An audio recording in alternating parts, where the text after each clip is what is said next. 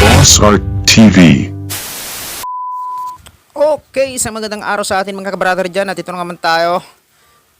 Ang gupit ni kabrother natin ay tawag dito, low fade. So yun, kailangan mabigyan natin ng hustisya to. At ito na tayo mga kabrother. Okay, zero tayo mga kabrother. Gagawa tayo ng linya. Yan, paikot yan mga kabrother hanggang dyan sa likod at dun sa kabila. Okay, para hindi na tayo maligaw. Ito yung mga trademark ng mga barbero. Pagka gumagawa ng linya agad. Kasi hindi ka na maliligaw dyan pagka meron ka ng ganyan. So yun, ganyan ang mangyayari. Kunin pa natin itong detailer natin, yung mga natitira. Para mas manipis siya tingnan. Para fade talaga. Okay, hanggang paikot yan. Ito yung mga uso talaga na gupit ngayon mga kabrother. Guard number 2 tayo dyan mga kabrother Yan Tingnan nyo yung taas ng guard number 2 mga kabrother. Hanggang dun lang siya. So yun, number 1 guard.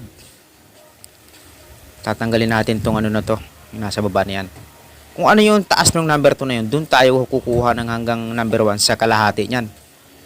Yan, hanggang dito na tayo sa right side. Diniretsuhan na natin to. 0, open lever, half lever yan. Yan, para maganda yung pagka-blending natin. May lubog-lubog ang ulo nitong kabrother natin. Kaya medyo nahirapan tayo dito, pinagpawisan ng mata ko. Yan tinan mo nyo, yung mga madilim na parte, lubog yan. Okay. 0.5, tatanggalin natin yun Ito yung mga kabrother, yung gupit ni Ronnie Alonte. Uy, Ronnie Alonte Oo nga mga kabrother, gupit ni Ronnie Alonte to. Ito yung nakita ng mga kabrother natin. Yung ang gumugupit nito, si Junjun. Junjun ba yun? Si Master Junjun ba yun? Yun. So yun, tatanggalin natin yung mga parang mga linya-linya pa na yan, mga guhit-guhit. Ayun, 0.5. Laruin natin to. Yan, yung mga lubog-lubog ni kabrother. Basta yung mga madidilim na parte, mga mga lubog.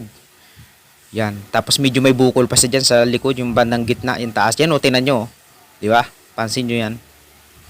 Okay, malapit na tayong matapos dito mga kabrother. Shaver yan mga kabrother para mas parang inahit kasi pag merong ganyan, pag sinaver natin. Yan nag-ahit na tayo mga kabrother. Para nakahubog na siya at para makita na natin yung niya. Fade. Hanggang dito na tayo sa right side. Okay, clipper over comb. Tanggal tayo ng mga kanto-kanto. Malapit na tayong matapos hanggang dito sa kanan. Pwedeng gupit din to sa mga sa mga estudyante ngayong nagpapasukan. Malabo.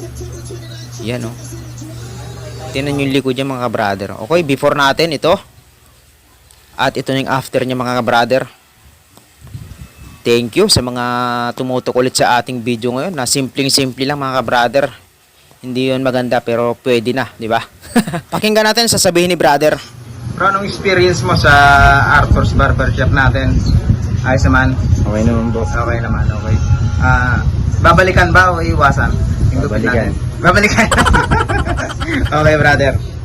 Okay Yun